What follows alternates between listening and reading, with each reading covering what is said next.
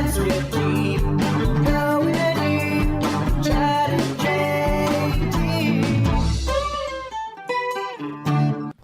up, audience? This is Chad coming in with the Going Deep with Chad and JT podcast, SoCal's most popular podcast in the coastal regions. I'm here with my compadre, Jean Thomas. What up? Boom clap stokers, just throwing up butter sets. JT's playing volleyball. Just butter, dude. We're just milking this summer for everything it has. No rotation on that ball. Just setting up spikes, looking at thongs, having boners. I think that's what life should be. Just spiking a ball with a boner. Whoa. Like, that's a lot of flop. Have you ever thought about how incredible it is that we live in a world where you can spike a ball and shoot stuff out of your penis? I haven't. That's the kind of world we live in. I mean, that's a lot of wonder. Right? I wonder if gals feel disappointed that it's not as easy for them to ejaculate. Good call. Yeah, I think maybe... Or a spike in some instances. Yeah, Relative to me, they're probably about the same. Dude, yeah. But they can shoot milk out of their tits. That's true. Good call, and that's nourishing in a way that ours isn't. Yeah. Yeah, they can feed a baby, and they can feed me, and I think that's really sick. Have you ever thought about having a vagina? No, I mean, I have my butthole. Yeah. Because, like, my fiance yesterday, she's like, what's it like having a wiener? And I was like, it's the sickest thing of all time. What's it like having a snatch? And she's like, sickest thing of all time. And we were at stalemate. We kind of just locked eyes, and we were about to, beef. Well, it's nice you both have pride in it. I feel like the vagina is like way more temperamental than the penis. Right? I mean, they got to go to the gyno all the time, get it checked out. And because it's more cavernous and dank, it feels like it's, I don't know, you just get more infections and things like that. Yeah. And but to their credit, like, you can stuff it. That's true. It's more of like a storage unit. Yeah. The penis doesn't have that kind of utility. Right. Yeah, you can't. It's tough to put something in your pee hole. Very tough. And it's not something I'd want to do. No, probably not. So, yeah, dude. Well, we're fresh off some tour dates. Pretty sick weekend. Start off with Irvine, then Dallas and Fort Worth. Irvine, the homeland, the motherland. And then Dallas and Fort Worth, incredible audiences. Truly. Some of the best audiences I've ever experienced. They were rowdy, but not at a point where it like tipped into chaos. They were just like bringing the good times. Yeah. They were there for it. Absolutely. What do you think that is?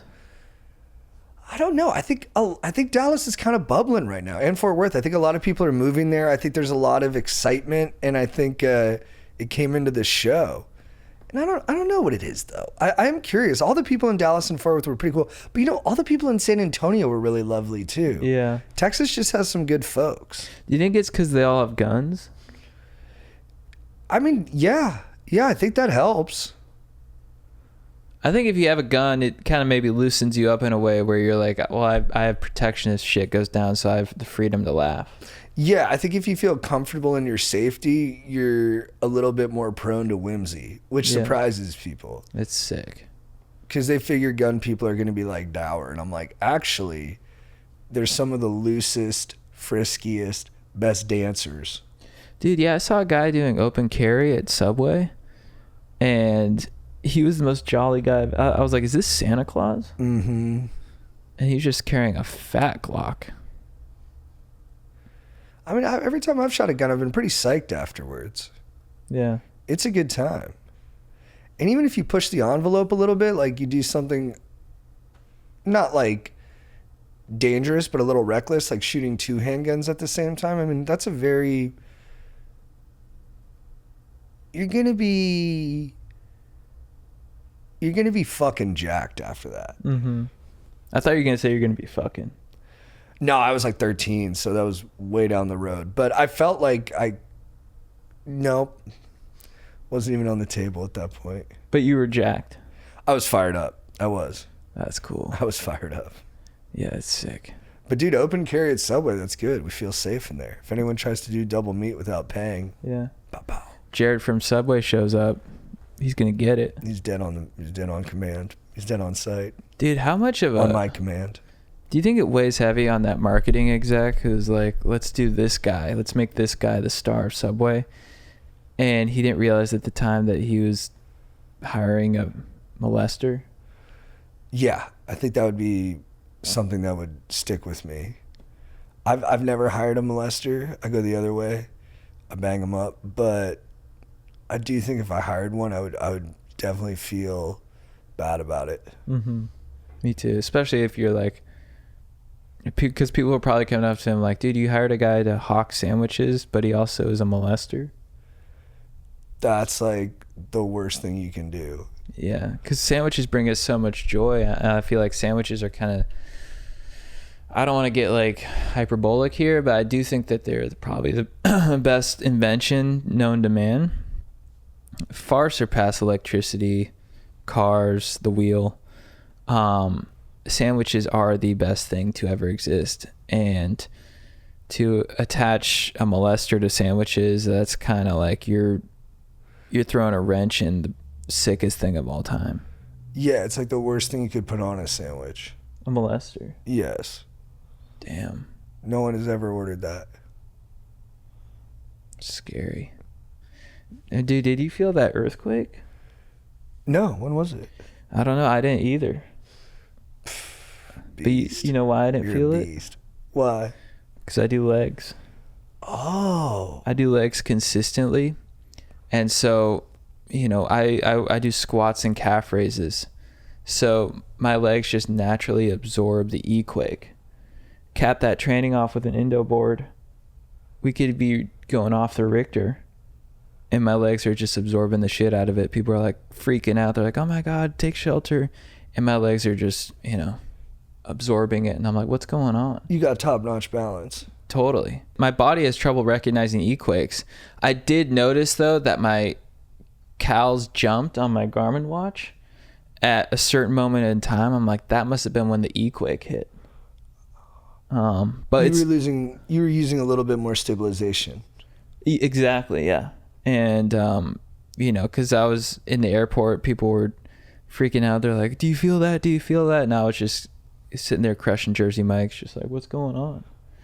And, but my quads were just, you know, so jacked after. So I was like, dude, I think I just absorbed an E-quake. I can see they're pulsating a bit. Yeah, right? Sick. So I think, you know, people freak out about earthquakes. They're like, dude, you need water. You need an emergency kit. You need to seek shelter. And I'm like, really, all you need to do is legs. Agreed. Thanks, 100%, dude. Thanks, dude. Because a lot of people are like, oh, earthquake preparedness. I'm like, well, who cares about beans? You can still go to Chipotle afterwards. Totally. It's really about just surviving the moment. Yeah. So if I have my body in order, which is the most important thing in my life, I'll be fine. I'll get through it. Exactly. Like if you have a solid base. I've been doing this this squat. I've been holding this squat for 10 minutes. It's like what Shaolin monks do. It's kind of like it's like a sumo squat. And you get down in the sumo squat position. You just hold it. You're doing that for 10 minutes? Yeah. That's well, awesome. No, I mean, I lied. Yesterday I did 720. That's still a lot. This guy on Instagram who's super jacked, super tan, he was underneath a pier. He's like, if you hold this for 10 minutes, your longevity's going to skyrocket. Bro. And so I've been doing that. When I take Lola to the park, I just stand there and, you know, and just breathe in and out. And, dude, I can feel the T rush into my balls. I can feel the, you know, quads engaging, the glutes engaging, just my inner grundle area. For sure. Just tightening up my core. And, yeah. Badass, dude. Yeah. That is sick. I'm a Shaolin monk. As it gets, bro. Thanks, dude. Wanted to give a shout out to Cream Jeans. I met Cream Jeans in the flesh. Nice. Cream Jeans. I met Cream Jeans in the flesh in San Diego. Great guy. Great vibes. Solid bro. He comes up. He's like, dude, I'm Cream Jeans. Just gave him a hug. I'm like, the Schmoll's right there. Go meet him. He's like, hey, Schmoll. And Schmoll's like, fuck yeah. And then Amir was there too. He met the Chodes and just so psyched to meet the Cream. He's a great guy. Me and him, we've like really connected hard. Love you, Cream. Dude, so yeah, what is going on with the Schmoll saying fuck yeah all the time? So the Schmoll and I were talking about Kill Tony with Tony Hinchcliffe, and you know, we've seen, I don't think either of us really know Tony. Do you know Tony at all? No. So, but we were at the Comedy Store when Tony was like coming up, and so you'd see in his set all the time, he goes, fuck yeah, fuck yeah. And so we were just imitating him the entire car ride, and now like every 5 minutes we just text each other fuck yeah. He's been texting it to me a lot. Yeah. And so that's the gist. Just apropos of nothing. Yeah. And it's one of the great joys in my life right now. Yeah, and you guys are doing the AI versions of it where it's like Maurice shirtless with him on a boat with chicks, and it just says fuck yeah. Yeah, Maurice, we got to give love to him. Yeah, he was at Just for Laughs. Shout out Maurice. New Faces, which is like one of the big honors they can give to a comedian, is making you one of JFL's New Faces. It's like the most prestigious comedy festival, and they picked Joe as one of the next guys to bust through. So it's a huge honor, and seems like he's having a ball over there. I know. Did you get back yesterday? We got to get him back on the pod to review Canada. Yeah, shout out Joe. Shout out that big Italian hunk with a massive tripod. I'm surprised they let him across the border with that thing. I know. What I mean? They With a might have nuke between his legs. some contraband there. Yeah, dude. We should send him over to Iran.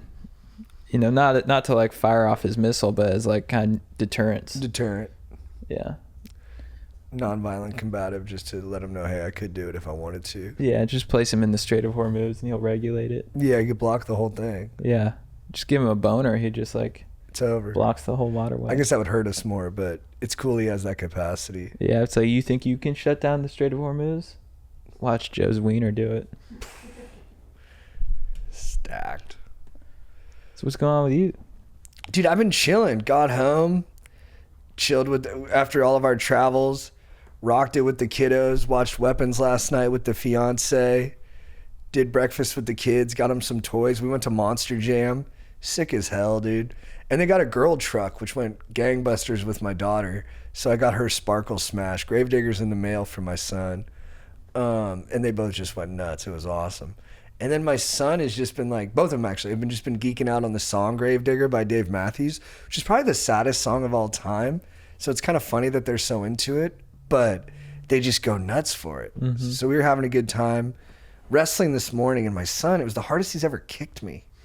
He kicked me in the eye, and you could see the outline of his shoe, and the lights flashed. Wow. When he hit me. I was like, whoa. And I was like, hey, you really caught me there, buddy. Yeah. And then he was like, I don't care, let's keep wrestling. Really? And they were both like, just like jumping on me. And it is the best, but it was the first time I was like, oh man, as they get older, because they're 3 now, as they get older, I do have to be kind of on guard. Yeah. Because they'll give me a shot. I saw the Odyssey. Thought it was awesome. What did you think? I loved it. Yeah, I thought it's interesting with Damon. Like, some people are saying they should have got like Tom Hardy or Christian Bale. I think of those guys, I would have gone Damon. But I think the thing with Odysseus is he's kind of a shithead, right? Mm-hmm. Like, he does some fucker stuff. So I think it's good to have a guy like Matt Damon in there that has like an innate likability. So no matter what he does, you're like, I'm still on board with this, bro. Totally. And I think he'll be a good king of Ithaca. I liked all the movie. The only like rub I had was the fight at the end seemed a little like not well planned out. Like, I was like, there's so many dudes in here. The blocking didn't make sense. I was like, couldn't they all just like bum rush him? And like some dudes were just like chilling, watching. And I was like, is that how people fight? Like, That's not what it looked like when y'all were going through Troy. But outside of that, I loved it and thought all the performances were amazing. I thought the casting was great. Yeah. I thought the diversity helped it because it felt more like I didn't have to think, oh, this looks different than the world. I was like, yeah, this is what the world feels like. The dialogue was like a little clunky, but then you settle into it. And I don't know, it was meaningful. A lot of this stuff in there like resonated. Zeus's law, dude. Zeus's law. You got to respect people's homes. Yeah, the dialogue, it did feel like they were speaking in poem a little bit. Or like it was like Shakespearean. Yeah. Like it felt like it. But then they would use like normal colloquial, like modern language too. Yeah. The dialogue was interesting. I did feel like I liked it because it did feel like kind of like his own spin on it. His own spin on it. It felt like kind of a an homage to like the source material. Yeah. One thing too is like getting trapped on Calypso's island. Like, you know, Odysseus is faced with the choice, you know, just be immortal, young forever, and kick it with Calypso, or go back to his family. And it's a good deal. That's a tough question because it's like she looked very hot grabbing those fish. Yeah, grabbing those fish. Like if someone came to me and they're like, you could eat Charlize Theron's butt for like for eternity, I'd be like, yeah. Yeah, I might stick around for that. Even though Anne Hathaway is a super babe. Oh, yes. And she crushed it too. I think she's my favorite actress under 45. I was doing my rankings and I was like, I think it's Anne Hathaway 1, J-Law 2. And then we watched Barbie last night. My kids loved it. My wife loves it. My fiance loves it so much. And then I'd go Margot Robbie 3. And then I go Emma Stone 4. I know a lot of people got Emma Stone higher. Wow. But I go Emma Stone 4. Good for you. Yeah. She's amazing. She's incredible. But I think the other three they can do more parts than her. Right, yeah. That's my assessment. I know a lot of people disagree with that. Yeah. They're all wonderful. Under 45, let me think. Florence Pugh too. She'd probably be number 5, and I think I'll have her higher as she gets older, but she just hasn't had as many parts yet because she's a little younger than the other ones. That's a good shout. I think my favorite actress under 45, Harry Styles. He's amazing. Terrible actor, but the songs are great. The music's really good. You were on that album before me, because I had heard his new album wasn't that great, and I was like, and then you ran to it when we were in DC, and you're like, dude, it slaps. Yeah, I liked his Live in Manchester on Netflix. Okay. Yeah. Is that where you listened to when you were running, or were you listening to the new album? I was listening to it while I was running, but yeah, that's what got me onto it, because I did like the way he like presented. I think some people didn't like. They thought it was like sloppy, but I like the way he presented it too. I mean, the fact that you can just fill up an arena, be like, hey, we're gonna like run through the whole album if you guys want, and you just fill up an arena. But like, I did like the way it felt like kind of like it felt like just kind of I liked how raw it felt. Like it wasn't like a production. It wasn't like a huge production. That's what a lot of people, because that's like what Bieber did when you were at Coachella too. Yeah, right? yeah. It seems like they're moving more towards that of just you're in the living room. He has a with whole me. band and stuff, but like it just pure vocals, not like a 2000s like boy band like pop, like, you know, a whole thing where you have fireworks and you're launching through the stage. I often watch One Direction highlights on TikTok. Them singing Teenage Dirtbag, I love it. Dude, I'm not familiar with One Direction at all. They were pretty good. I think of the boy bands, I might put them in the 2-hole behind NSYNC and ahead of Backstreet. Wow. I love Backstreet's music, but as dancers, as vocalists, I think they might be a notch behind. Probably better dancers than One Direction, but I think One Direction had better music. I gotta give props to them though for sticking together. Like the endurance, Backstreet Boys? Yeah, the endurance of them. Like they've held strong, and they kind of like they had their peak in like 2099. Went through it, but now they're like people want to see them. You're still the one. I saw a girl at the Dallas airport wearing like a Backstreet Boys sweater, Backstreet Boys hat. She was all about it. Yeah. Yeah, it resonates deeply with people. Yeah. The Jonas Brothers too. I almost went out with a girl when I was single who like her whole Hinge profile, she was really cute, so I still liked her, but like her whole profile was just all Jonas Brothers. And then we talked on the phone and I was like, I'm a pretty big Jonas Brothers fan. I think we could like ping pong back and forth on it. And then we started talking. I was like, whoa. Like, I realized I was never going to be the number one guy in her life. It was always going to be Nick. Wow. That was after one call too. I was Damn. like, she's just, her heart is Nick's, and she just needs someone to pay half the rent. Do you think Priyanka Chopra has an issue with that? I bet she likes it. Yeah. She likes that Nick's so desirable. Yeah. Although, maybe she doesn't like that Joe's kind of, I don't know. If you read the comments, he's kind of taking the top spot when he does that Vacation Eyes song. The girls like it. Damn. Got a lot of respect to you, Joe. You're pulling it off, brother. Damn. Sick. I wish we could pull it up here. I watch it all day. I Dude, like seeing a guy peacock. I do like it. yeah, Peacock is nice. It makes me smile. I have some bad news actually. So, I've had Billabong stock my whole life. Yeah, bro. I took a look at it because we talked about it on Sterling's pod. And, because I'm like, that's my retirement. Is my Billabong stock. I took another look at it. It's actually a gift certificate. Whoa. How fat is a gift certificate? $50. It's expired. Damn. I thought it was like a stock certificate, but no, it's a gift. And I don't know how I muffed that up.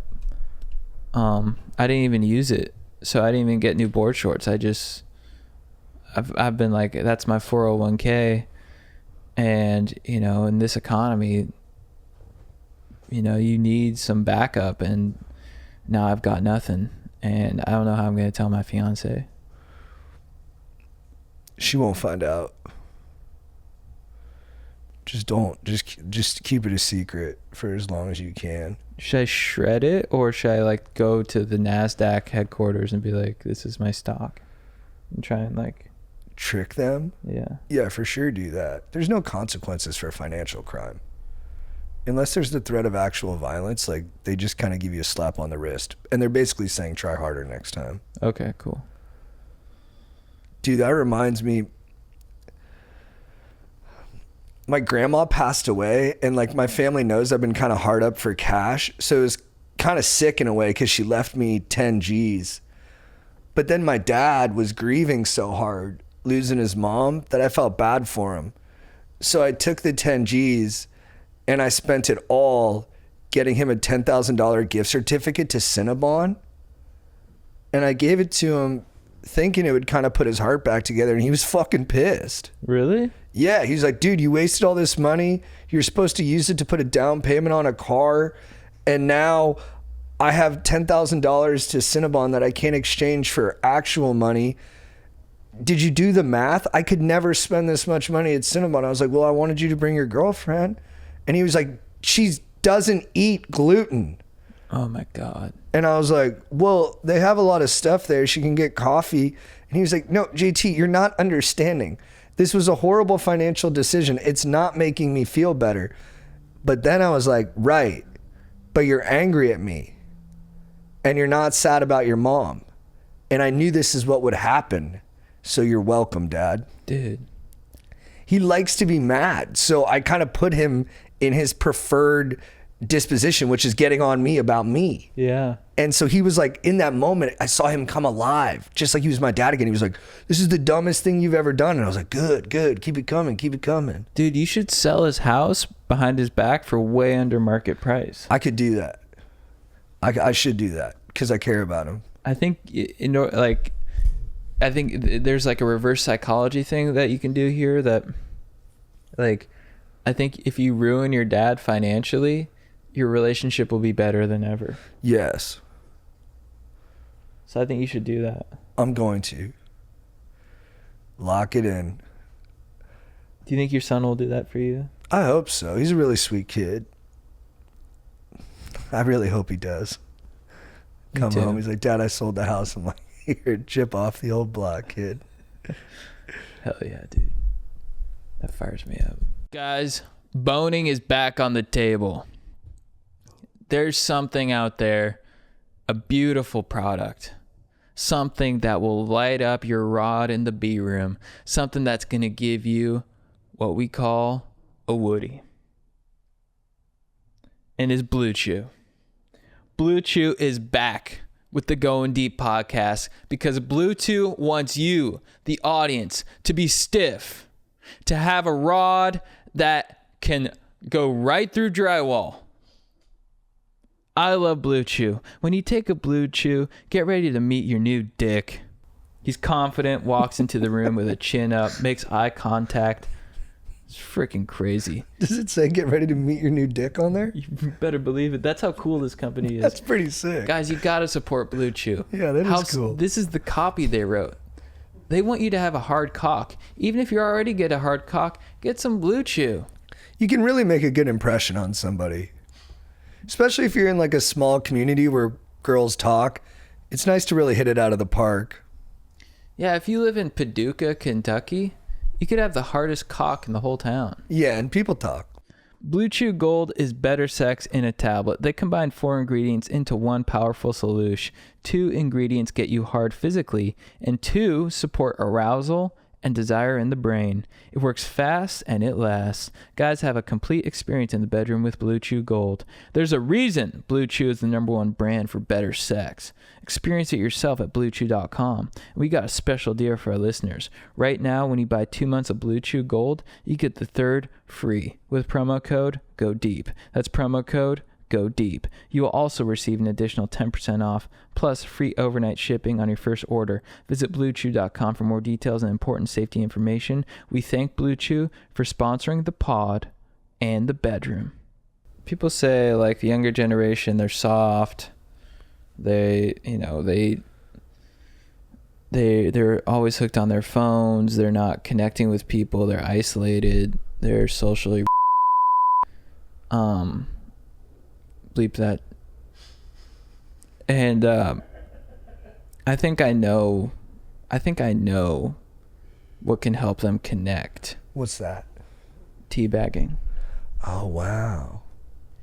I think if they start going, and they can still be in their room, but if they start going on COD or Halo and just teabagging noobs, that's going to boost their tea. And I guess I'm really talking about males here, but there is a male loneliness epidemic. But I think if they go on COD, go on Halo, just start teabagging noobs, that'll boost their tea. That'll give them confidence because they know they can dominate someone, even if it's virtually. It feels good. Yeah, and I think there is like something so primal about putting your nutsack on a noob's face. What is so primal about it? Well, I think it's something that the cavemen did. It's like, let's say you get the first kill, like you get that buffalo. I'm pretty sure, and I read this in a Reddit post that when whoever got the first kill, their hunting partner, they would put their chin biscuits on their hunting partner's face just to dominate them. And so I think it's something that starts from early on in our lineage. And I think if we can just get, like, I think we need a teabagging movement where it's like, if we can get this younger generation just teabagging nonstop, I think that'll revamp the country. Yeah, I think we need to take it a step further too. I mean, you're saying doing it in COD, right? Yeah. That's huge. But I think so much of what's wrong with Gen Z and the younger generation and the generations below that are that they're missing out on that tactile human expression, Mm-hmm. like person to person, skin to skin. And that's why with your permission, I think we got to offer up our faces. Oh, to get teabagged. Like, I think you and me just go on a road trip. We drive to like weird, anxious kids' houses, go up into their room with like creepy posters and bad vibes and just have them drop dote on our heads and just, from underneath their carriage, see their face light up with possibility. Wow. Yeah, I'll have to run that by my fiance, but I'm sure she's down. I mean, yeah, I think she wants you to be a good citizen. Yeah. In the chat, they're saying they also haven't seen noogies or wet willies in a long time. Whoa. Did that kind of disappear too, or? Yeah, I mean, maybe the chat's just like 30 now. And like works in like, sales. So they're not noogies? It'd be surprising, but kind of hilarious. I think I respect their suggestion, but I do think that we got to go extreme. You know, you can't just dig your knuckle into someone's head. You can't just put your wet finger in someone's ear. You need to drop your nutsack on someone's face. Mm-hmm. Can you expand on why you think that is better? Well, they say with babies, you know, skin-to-skin contact is crucial to developing the bond between mother-daughter, father-son. And so I think nutsack to forehead or nutsack to eyes, even better. Give them some, goggles. I think that... But isn't a wet willy still skin-to-skin? Yeah, but I think, the balls are the life force. That's where you produce your tea. That's where you produce your jizz. That's where it all, it's all centered in that sacral chakra, in your root chakra. You want to get closer to the cradle. Yeah, so that's the cradle of life. So when you put down someone's eyes and you give them some goggles with your two nuts, I think that is almost like getting sun in your ass. So you want bare skin teabagging? Bare skin, yeah. When you suggested we let the entire younger generation teabag us, were you thinking nude? I was honestly like, whatever Chad wants to do. I think that's what we gotta do. Then that's what it is. All right, cool. Yeah, so guys, if you want to teabag us, if you want to put your nutsack, if you want to put your chin biscuits on our face, just hit us up. We'll cruise on out and you can drop sack. Drop sack. Drop sack. Drop sack. This isn't quite a bit yet, but I have been curious, like, obviously data centers are the most unpopular thing in America right now, barring Israel. And I do wonder, though, with data centers, and I hope I'm not just being like devil's advocate, like, everyone has always preached we need to bring back factory jobs, and as a result of that, factories. But a lot of factories have like horrible environmental externalities. Like, the asphalt factory pumps out toxic fumes and they have all this waste that they got to transport out of there. And it seems like it's a big rub, but then everyone's like, okay, bring back factories, but no data centers. And I'm like, aren't they similar in terms of what the impact is to the community? And then if you look at like Loudoun County, I think that's what it's called in Virginia, like and I'm not saying build data centers. I'm just saying, like, think about it. Not like think about building more of them, but just think about what the arguments are. If you look at Virginia, where they already had a lot of like fiber there, so it made sense to build data centers there. They charge not just for the property tax for the size of the data center, but they also charge for all of the equipment inside the data center. So they get like 40% of the revenue for their budget from all that stuff. And they have like great streets and like big schools. And I'm like, I'm not saying everywhere needs it, but I don't hear these things being mentioned in the argument. And I'm like, I think we need to just keep arguing so that like the argument has all the parts in it. But yeah, what's the chat saying? Do they hate all this? Skeletal Schlong says, very interesting point. JT Leroy says we should be like China and build them underwater. Yeah. You can build them underwater? Keeps them cooler, I guess. Yeah, and then to build some you'll still need some on Earth for like the quicker action stuff, because I think the maintenance is just obviously very impractical if they're underwater in space, but there's some benefits to it as well. Wow. Like in space, they would get the sun to generate the heat for them automatically, and they wouldn't require as much that way. But I think there is a lot of practical challenges still. But China also has a lot of on land one, but they just will take land from people, and they don't have as much like NIMBYism as we have here. Yeah, I think that's correct. I'm a little over my skis now, but yeah, China doesn't get caught up in the minutia of ethics. No. Or they and like maybe we don't either, but we talk about it a lot. There's a lot more friction.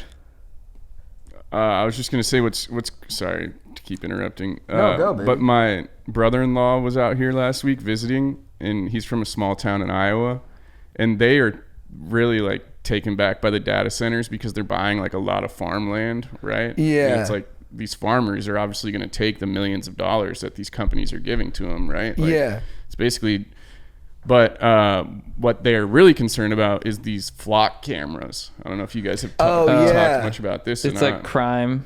Yeah, it basically just records everything through these cameras, and the city where I'm from originally has a shitload of them, right? But now what's happening is these cops are like watching their ex-girlfriends and like doing weird shit on them. Oh my God. Because they can access them at any point in time. Wow. So, yeah, and who's watching the Watchmen? That's crazy. So they're kind of like tying the two together, basically being like all the flock data is going to these data centers, and like politicians and stuff are like trying to say like, oh, if you it's become a real hot button issue. But California, didn't Los Angeles and California just break off the agreement with Flock? Like they're not re-upping because they got so much pushback? I think so. That's interesting. Yeah, we're full on panopticon. It's like everybody's watching everybody. Dude, it's like the Invisible Man, when he checks out chicks taking a shower. Oh, yeah. That's what we Hollow created. Man. Hollow Man, yeah. No, Invisible Man's the right one, but I'm remembering Hollow Man. Hey, Kevin Bacon. That's what I was thinking. You see his dong in it. And then he's invisible for like 5 seconds and he sexually assaults a chick and you're like, Jesus Christ, dude. Yeah, I gotta rewatch that. It's a good movie. It's Paul Verhoeven. It's the guy who did like Starship Troopers. Yeah. That guy makes ripping movies. Dude, I love Elizabeth Shue too. She's great. I love how they're like, they're like, what would you do if you were invisible? Like, go fuck something. Yeah, within 30 seconds he goes evil. He's like, no one would ever know. You're like, Jesus Christ, brother. Yeah. Take a breather. Dude, I was thinking about this too. Text messaging, and I'm borrowing a lot of this from this Sarah Schulman book, Conflict is Not Abuse. This chick knows how to write. I'm talking precise and punchy, but bro, she seems like a handful. She'll be like, if someone unilaterally decides that you shouldn't text them anymore, you are under no obligation to listen. I'm like, whoa, dudes can't say this. But she does make some fire points that like text messaging, like if I send you 3 texts in a row, you'd probably be like, are you okay, dude? But if you think about it, 3 texts is like 20 seconds worth of conversation. And so it's basically made it too bite-sized and atomized where we're all like too scared to actually say what's happening. And so we lose all this context and get lost in over perceiving people's like just the keyhole of information they give us, and then we're trying to look through it and be like, what's actually going on in there? When most of the time we should just call each other and be like, hey dude, here's why I can't come on Friday. I actually overbooked my day and I have to do this thing at 5 p.m. so I won't be able to make it at 9. But instead it's just like, hey dude, can you do this? It's like, actually I won't be able to make it. And then the person who gets the actually I won't be able to make it is like, are they mad at me? Did I do something? Is this because of what happened a few weeks ago? And it's just putting us in kind of a permanent vigilance and anxiety. Mm-hmm. It's so true. It's still sick. Like it's sick we can do it. Yeah. But people are like, oh, sorry, I was busy. I didn't have time to respond. I say that to people all the time, but it's like, I kind of work from home. Like, what was I busy doing? Like, right. I was busy thinking about myself. And so I didn't have to. I mean, a lot of people text me though too. So that's the thing. I mean, yeah, that is the thing. It's dudes, like it's all dudes. There was the argument that over-explaining is not like if you over-explain, it's too much. Yeah, then you'll never fuck. I think a lot of it comes from the dating game too. Yeah. Where she seems bad at it. Like she's like, I met this girl. She's a lesbian. She's like, I met this girl. She seemed interested. I asked her if we could talk. She said yes another time. I followed up another time and she said, sorry, busy. And I got upset and said, look, if you're too busy to have me in your life, just tell me. And I was like, you have the worst game of all time. Dude, yeah. And also, what were we talking about? Like over-explaining via text. Yeah, over-explaining like, I lost my thought. I was over-explaining in my dome. Dude, maybe it's because you're so used to sending bite-sized information and just being chill. I mean, my fiance is like, she's like, you text like with no emotion. And I'm like, that's why you're engaged to me.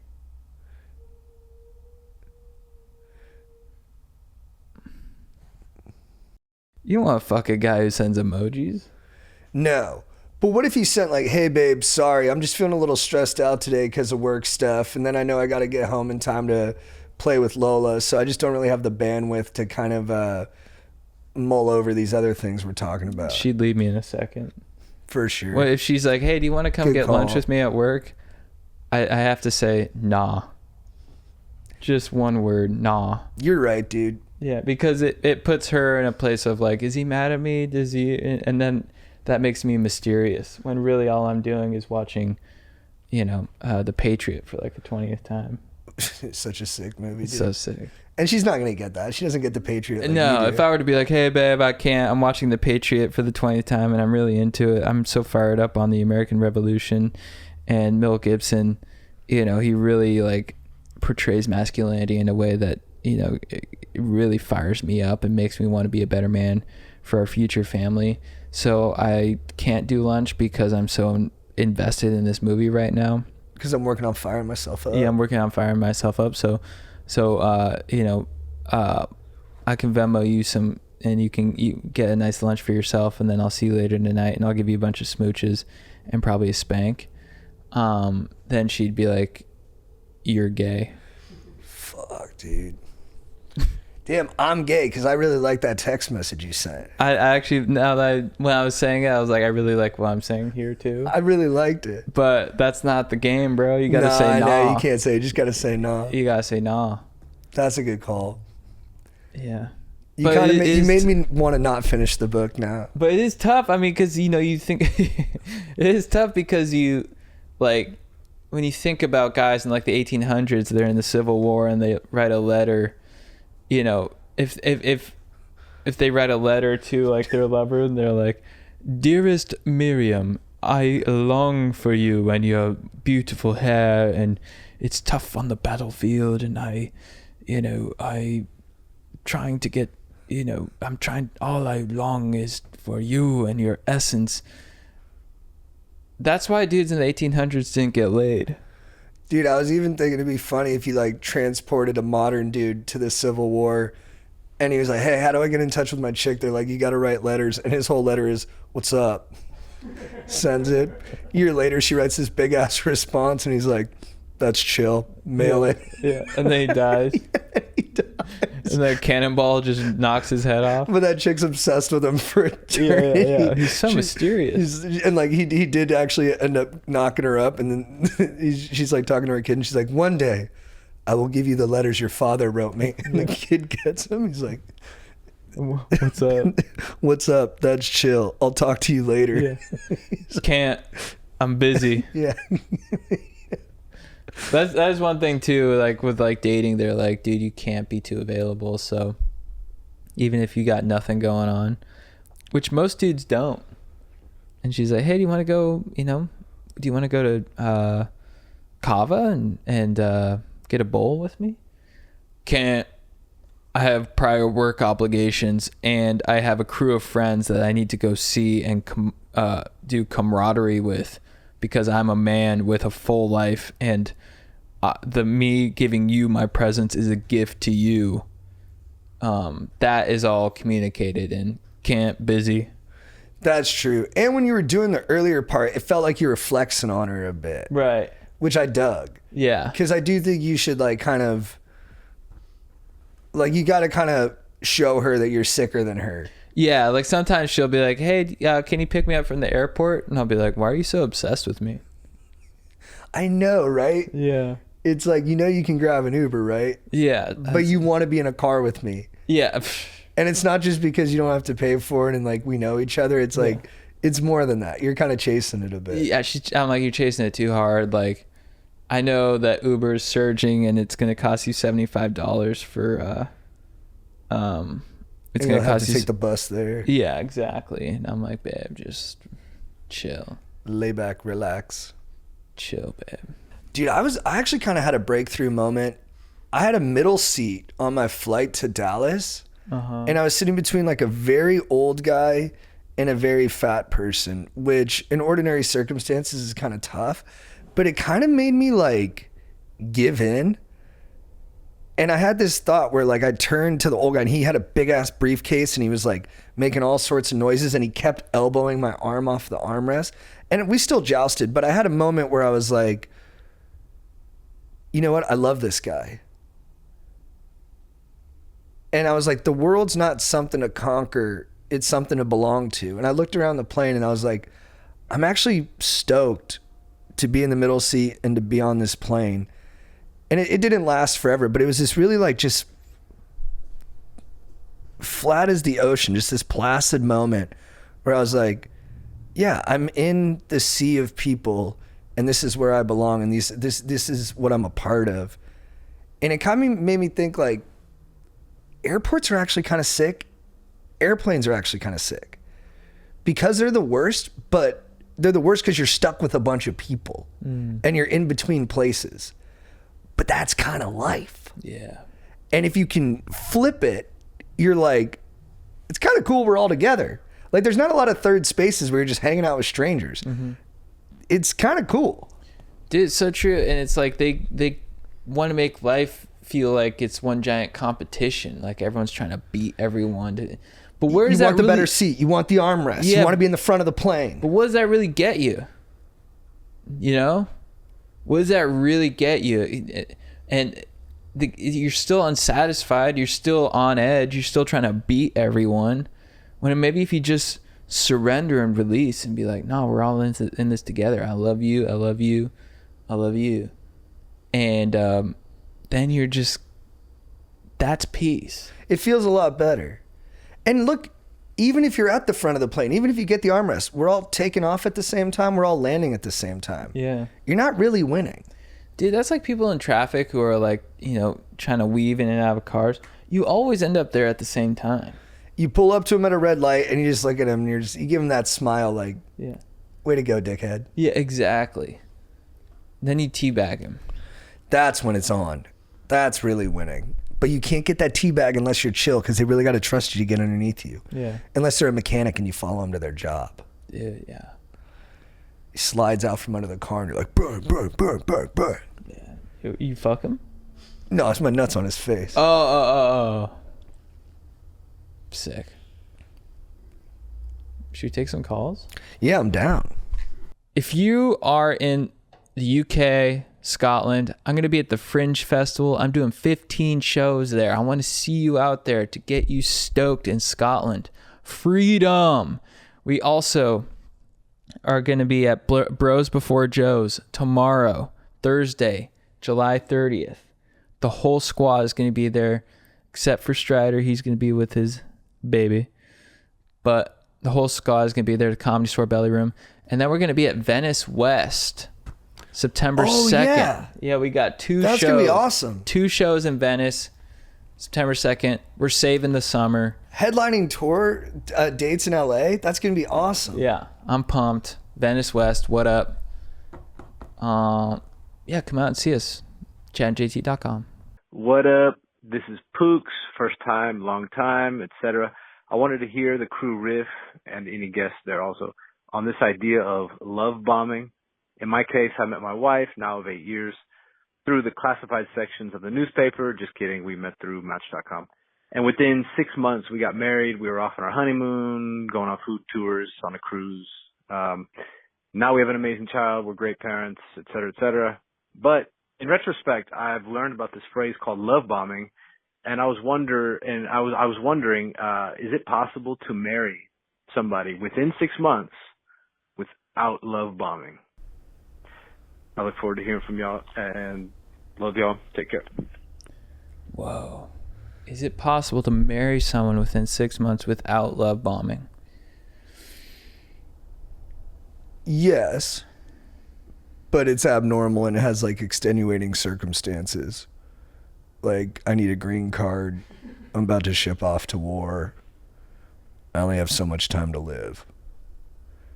But I think he brings up an interesting thing. Like, is that still love bombing if you commit to it for life? I think normally when we think about love bombing, it's disingenuous and it's temporary. So in your case, I'm not even sure I would call it love bombing. I would just call it falling in love hard, Mm-hmm. which is kind of the best. That's awesome. Dude, yeah, I think if both parties are feeling the same way, then, it's not love bombing, it's passion. And there is a chance of it burning out, but that, I think you gotta like let the passion ride, see if that turns into something long term. But dude, it's also a good way, maybe if you love bomb, because if you're also creating attraction by just being chill and trying to like be mysterious, but then they get to know you, and it's you kind of creating under false pretenses. But if you're just straight up about your feelings, Yeah. and you're just sort of like, I love you, like I want to be inside of you. I want to take you to Italy. I want to take you to Spain. I want to, feed you ceviche, and just sprinkle lime juice all over your body and just fucking come. Then you're honest about it. Yes. And so, and if it survives that, then you're good. But if you marry within 6 months, I guess it is like, what was the question? Can you get married within 6 months without love bombing?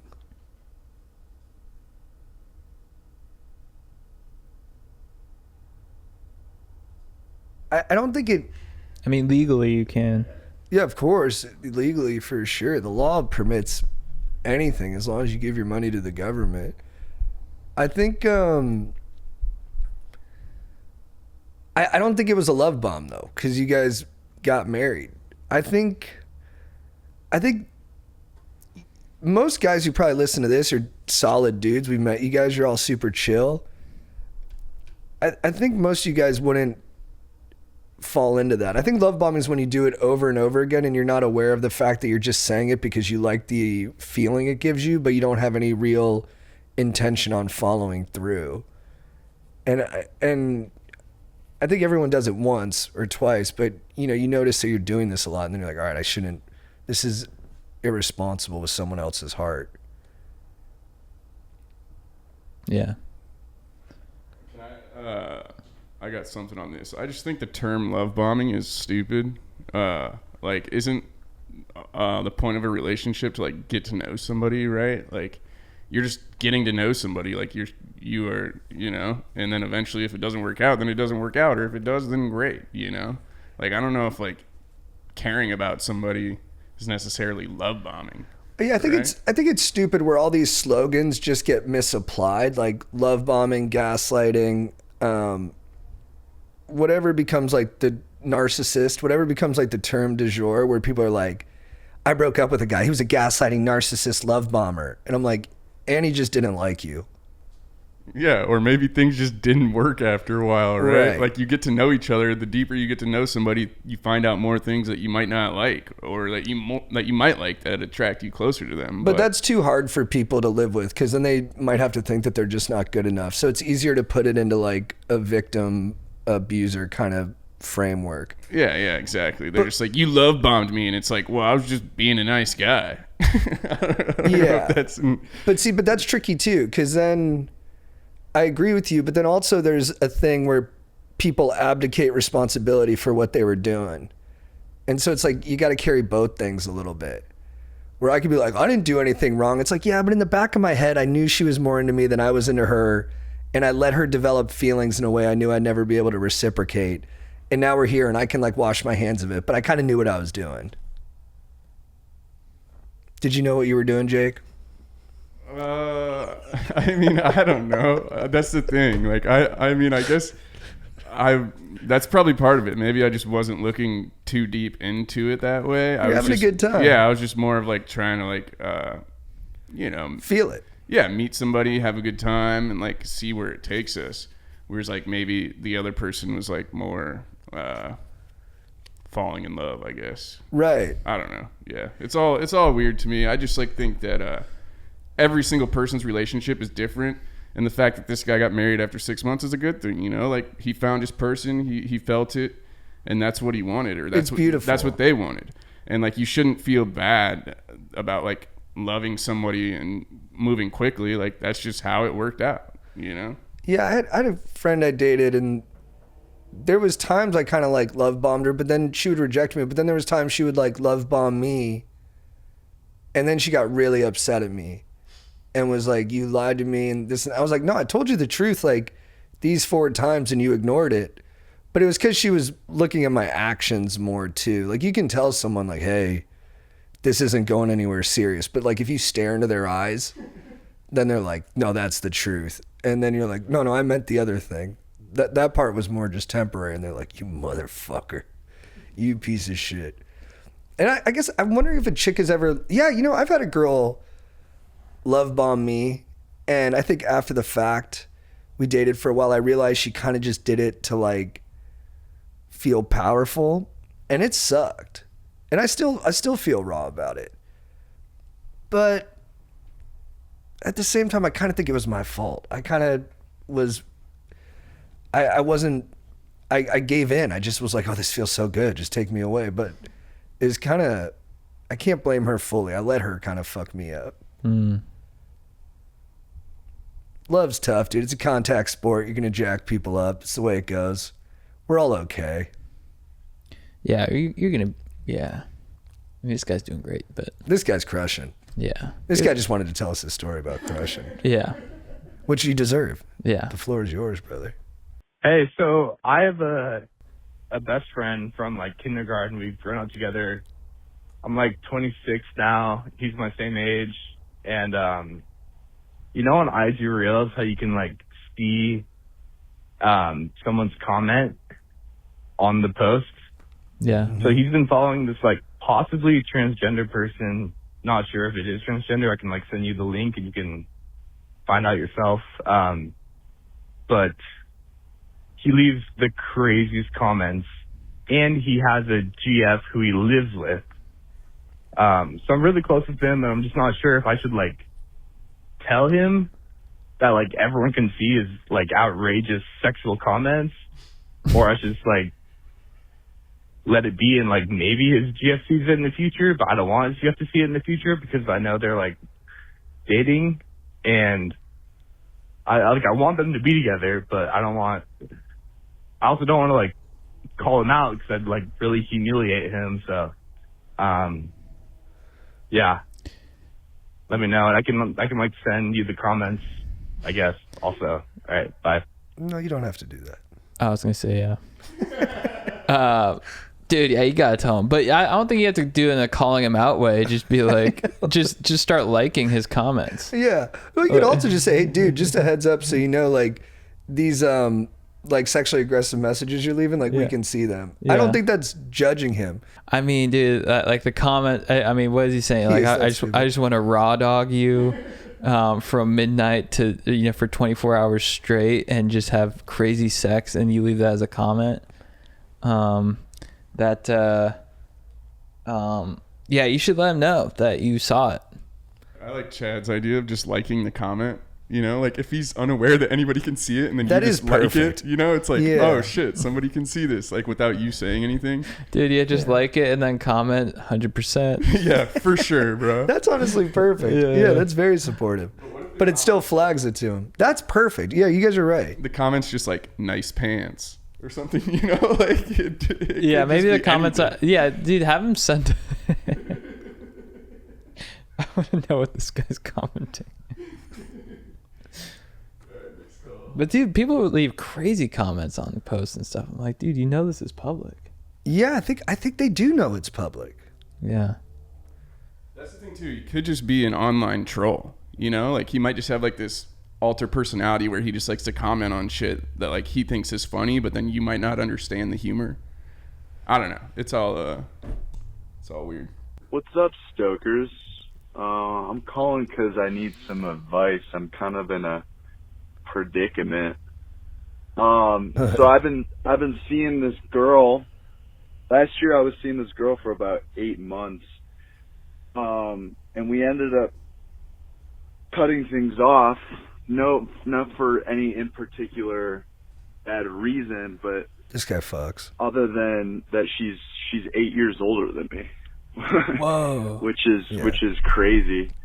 Right now I'm just turned 25 and she just turned 23 or 33, and we were seeing each other for like 8 months, and we ended up cutting it off just because it was one of those things where she was looking to settle down, and I'm hitting the prime of my life, and I just don't know what to do. And I hadn't seen her for a year, and then I ended up running into her last week, and we ended up hanging out, and some shit happened, and we're kind of on talking terms again, and I just don't know what to do, because she's great. She's a babe. She's like prime Amy Adams.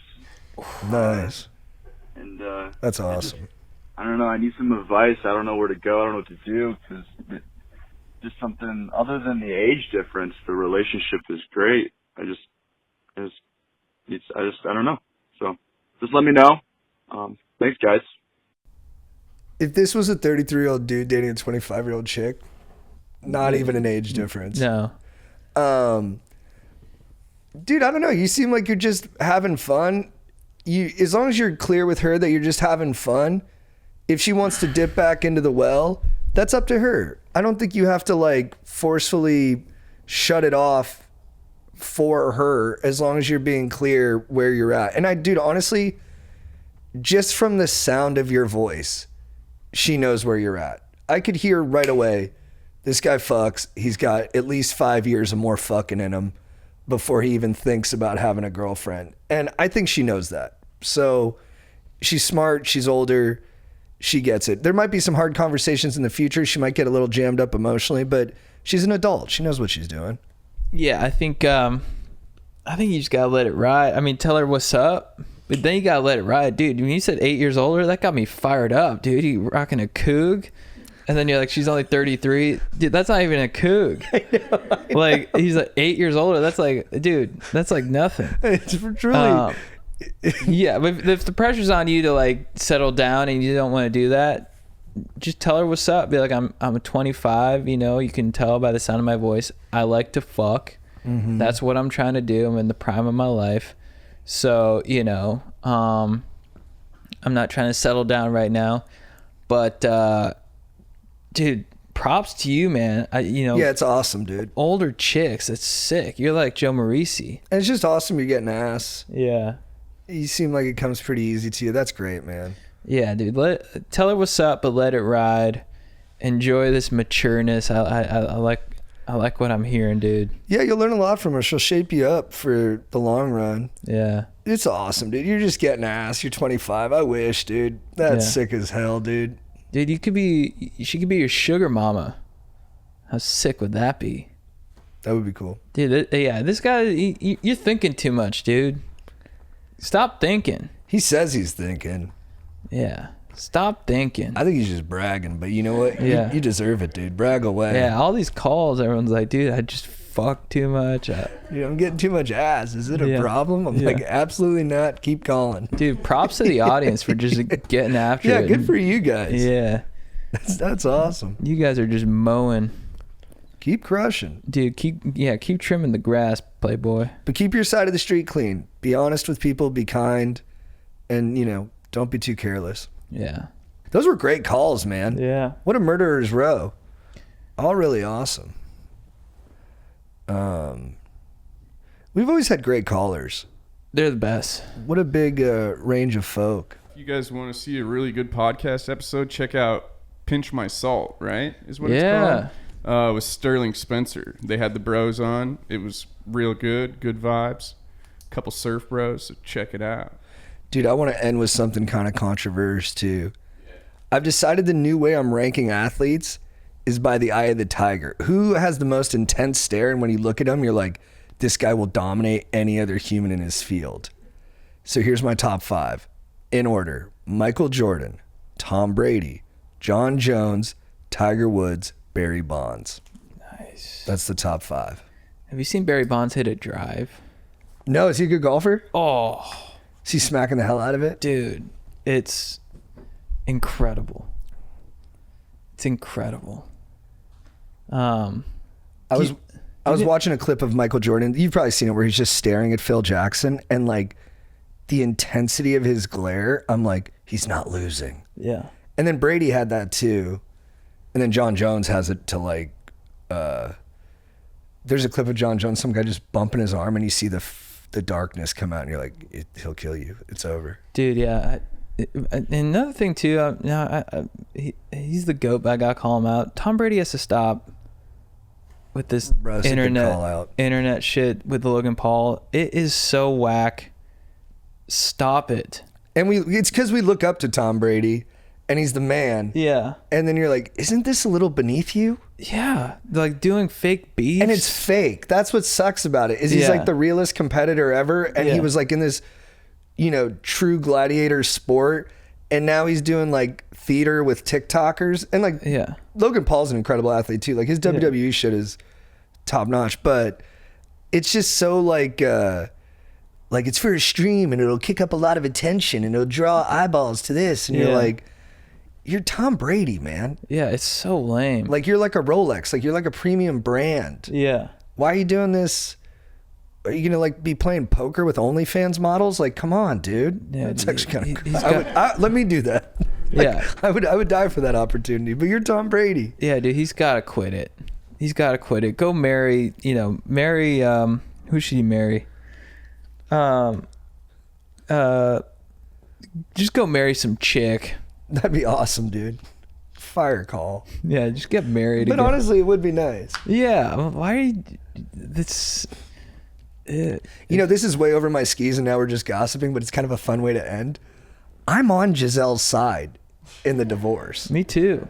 It's in most celebrity divorces. I'm like, we don't know what happened. It could have been either side. Like, and in that one, I'm like, I don't know. I kind of feel like Gisele was really solid, and then he just did not want to hang out much. Yeah. Which Tom Brady's great. I still love Tom Brady, but I feel for Gisele. 100%. I do. I feel for her. And Tom Brady, you're doing this. I think most people were on your side until you started doing all this lame shit. I love Tom. Even when he's sad about Gisele and he puts up those sad IG posts, I think it's awesome. Yeah. It's so cool for like the coolest guy ever to be like a little bummed out and not be afraid to show it. Yeah. But then when you're like, doing like, even if he did WWE, I think that would be all right. But you know what? Nothing is as cool as Tom Brady as we perceive him. So it all feels a little beneath him. Yeah. He should disappear from the public. Like, stop. He's too cool to exist in regular places. Stop getting attention. You don't need more attention. You cemented your status. You should never talk to me. Yeah. If me and you were in the same room, Tom, don't be nice to me. I don't deserve it. Do one podcast every year on how to win. That's it. And he should be the host. Yeah. Or the host should barely be seen. They just ask a question like, Tom, what was it like going to your third Super Bowl? And he's just looking at the audience. He's great at that. Yeah. Just do that. He's the man.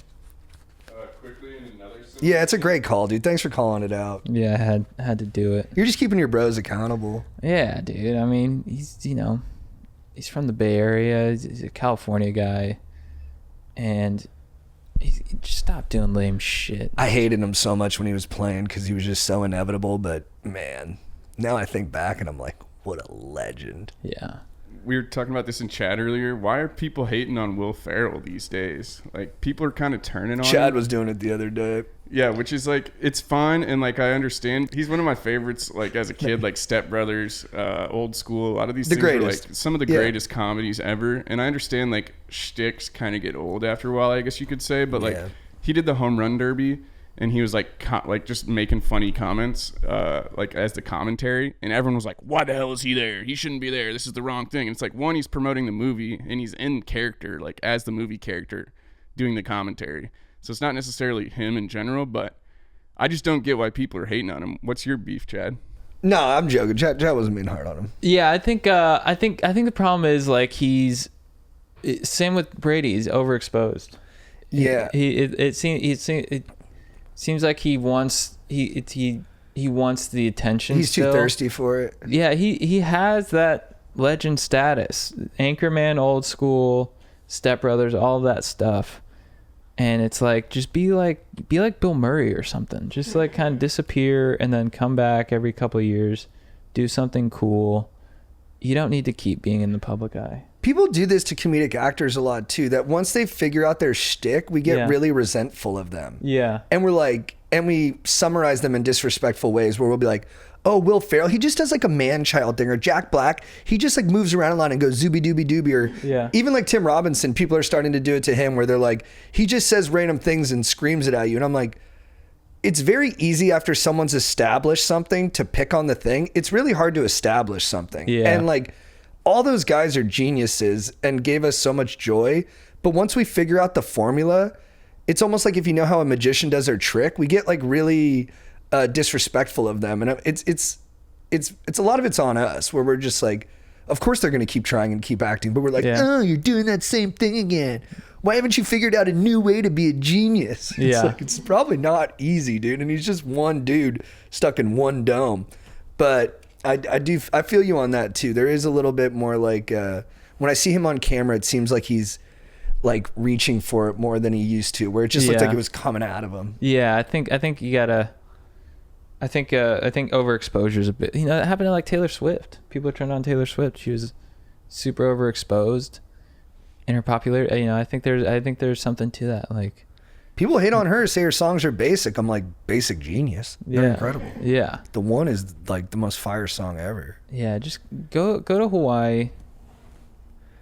Just surf for a couple years, then come back, and people are gonna be like stoked. Do you think all people who reach the zenith of their profession should just disappear afterwards?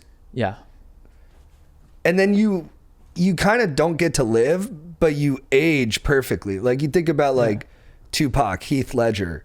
They're just like cast and like in just timelessness. It's just like they're forever perfect to us because they never went hack. Yeah, and it's like it just disappear, but then reemerge in like cool ways, like Barry Bonds. Like you just stumble upon him hitting fat drives. Yes. Or the clip of him and Greg Maddux breaking down their at bat with one another is so sick. Because they both remember it perfectly, and like Barry's so smart. He's like, yeah, so he just tried to get me inside, so now he's going to try to get me to chase away down and low. And that's what Greg Maddux throws. Yeah. And then Greg Maddux like, he just spit on that. That was a good pitch, and he just spit on it. And you're like, dude, Barry Bonds is so sick. Yeah, and then like, You know what's crazy? Jeff Kent just got into the Hall of Fame. He was teammates with Barry Bonds, and they had a fist fight one time because they're both egomaniacs. And Jeff Kent goes, you know, I just like to think we're two MVPs, two future Hall of Famers. He goes, well, Barry's a Hall of Famer. I know I probably won't get in. And because of the steroid scandals, Jeff Kent's actually the one who got in, and Barry never got in. Isn't that crazy how life does that, dude? It's true. Should we cap it there? If you need advice, these guys